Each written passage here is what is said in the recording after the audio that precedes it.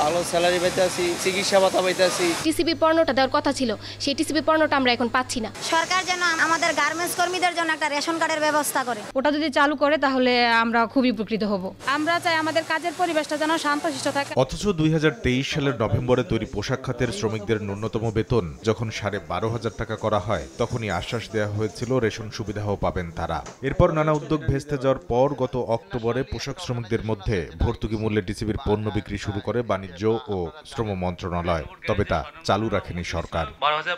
এরই মধ্যে উচ্চমূল্যের বাজারে শ্রমিকদের সুবিধা দিতে গত নভেম্বরে তাদের বেতন বৃদ্ধির হার 5% থেকে বাড়িয়ে করা হয় 9%, যা মেনেও নিয়েছেন উদ্যোক্তারা। তবে প্রশ্ন তুলেছেন, কেন রেশন পাচ্ছেন না পোশাক শ্রমিকরা? 18 দফার যে একটা চুক্তি হয়েছে, সেখানে একটা বড় একটা দাবি শ্রমিকদের ছিল রেশনিং চালু করা, এবং সরকার কিন্তু সেখানে রেশনিং চালুর একটা দফা আছে। আমাদেরকে চাপ দিয়ে সরকার কিন্তু ঠিকই বেতনটা বাড়িয়ে নিল। আমার 30 লক্ষ শ্রমিকের জন্য যে রেশন চালুর কথা, সেটা আজ পর্যন্ত চালু হচ্ছে না কেন? কেন এটাকে লাল ফিতা দৌড়াতে এমন কঠিন করে তারা শর্তগুলো দিচ্ছে যে একটার পর একটা কারণে আমি এটা চালু করতে পারতেছি না, আবার আমাদের বিভিন্ন দিকে ডাইভার্ট করতে হচ্ছে।